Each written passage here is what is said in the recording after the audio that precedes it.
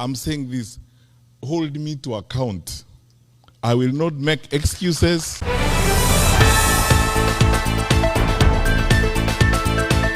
Alright guys, welcome back. Let's see what happening in our borders in county and countries. Now, if you are still doubting who is the opposition presidential candidate, you have now to get a clear answer. Yafu ujue sasa who the presidential candidate of opposition is Fred Okengo Matiangi. Leo he had a very inclusive conversation in America. The guy is clearly out to sell him individual as a candidate. Anawaambia, this is what I will do, this is what I'm projecting to do, and this is what I opt to do. Okay, in this video, we are going to break down the speech of Matiangi step by step. In case you are watching Imboko Network for the first time, what you can do, click the subscribe buttons, then allow the notification buttons to be on. Whenever you're producing a video like this one, YouTube will automatically giving you a notification. Okay guys, let's now dive in. Matiangi is now selling himself as presidential candidate. He is asking those people in diaspora to vote for him. Anawaambia this is only the time that we can lavage and change everything in this country. Encouraging them chukueni register as a fourth voters, then when the election come, vote me in. That is a clear indication that the opposition have already decided and their preferred candidate to head on William Ruto is none other than Fred Okengo Matiangi. By casting a vote and making a decision, and encourage your brothers and sisters back home to participate in the electoral process, to reject violence, reject the temptations to be divided, and reject all this kasumba mbaya that is being brought to us because of incompetence. You know, when people are incompetent and they are not able to work, they make excuses. You know, from morning up to evening, the first time they open their mouth, they say it is Mwaura. Who was, bro, you know, it is Mwaura who's not doing his work. Next time they tell you it is Major, you know, and so on and so forth. And the work is looking at them. The challenges are looking at them. They are there every day. And all they need to do is just go to work, sit down, put people together and work. So that is how I think Kathy will make a difference. I'm asking each one of you, when you have registered to vote for me.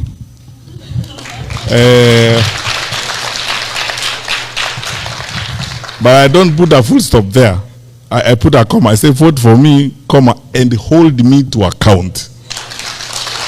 Yeah. Again, he really pleaded to the people that the country is leading into wrong trajectories, in that leaders who are there to take the responsibilities as leaders, secure and protect the people, that are giving excuses now and then, going ahead even profiling one community against others. When anything happen, they say this certain communities has really caused this one, this certain communities is really causing that one, and if that is continue, we are leading into anarchy. And if I didn't, I will be lying to you. We have very fundamental challenges in our country right now. I, as somebody who has served before and served in a very sensitive responsibility, I hate to break it to you, but this is the truth. I think our country is very close to the cliff, and we are facing very, very serious challenges. When you see the level of violence in the country, when you see citizens hijacking a police vehicle and driving it around, the anger and pain and frustration down below is unprecedented. I have not seen it before. Those of you who have come from Kenya recently, you can bear me out on this. The population is angry, frustrated, and especially disappointed because of unfulfilled promises, constant piling of lie after lie, failure in critical sections of our society and our economy. You know the challenges we are facing now in the education sector, nearly chaotic. You know, no one knows what's going to happen next. Capitation not going to schools. I am told, because I speak to a lot of principals these days, that schools are going to close a bit early because of budgetary challenges and so on. All these are signs of state failure. But the one that worries me most, and the one that should worry you most, is one, that level of violence.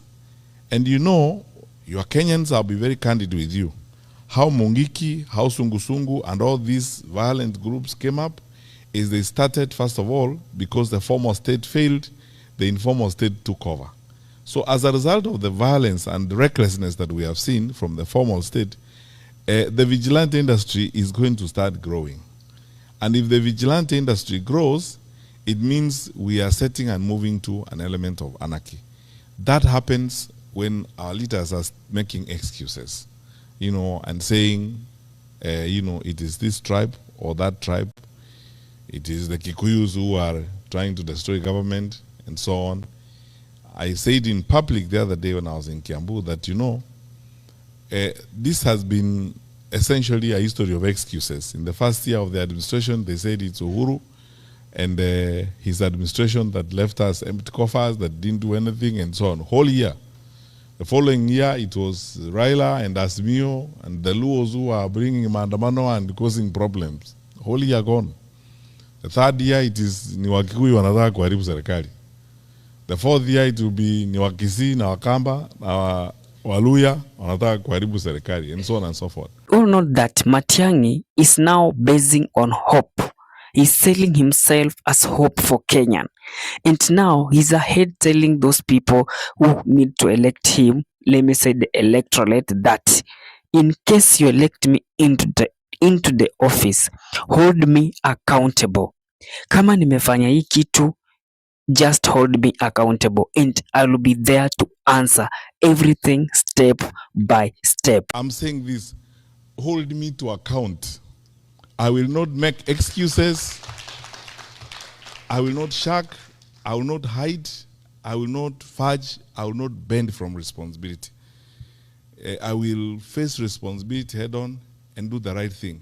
Surprisingly, we get that Kenya is now listed as insecure financial transaction environment, that businesses that are going on, wash business, and to make the matter worse, this business are being done with those people in power. In East Africa, it's only country that is listed. Today, my colleagues, those of you who are in the finance sector, we have been grey listed. 3 weeks ago, the EU also listed us as an insecure financial transaction environment. It has never happened since independence. And the reason why I was very surprised about that EU one is that we are the only country in East Africa on that list. I want to be diplomatically sensitive. Sitaki kuongea mambo mengine niseme, unajua hata Burundi haiko huko.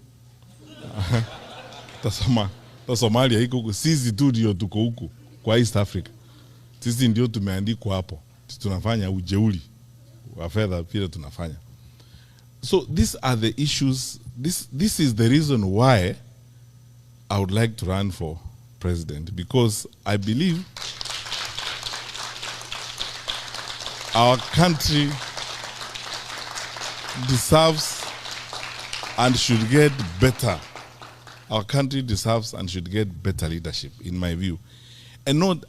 All right, guys, that's what I had for you for today in Matiangi's speech today in America. In case you are watching this Mboko Network for the first time, click that subscribe button, then allow the notification buttons to be on. Whenever producing a video like this one, YouTube will automatically giving you a notification. See me in the next video. Bye bye.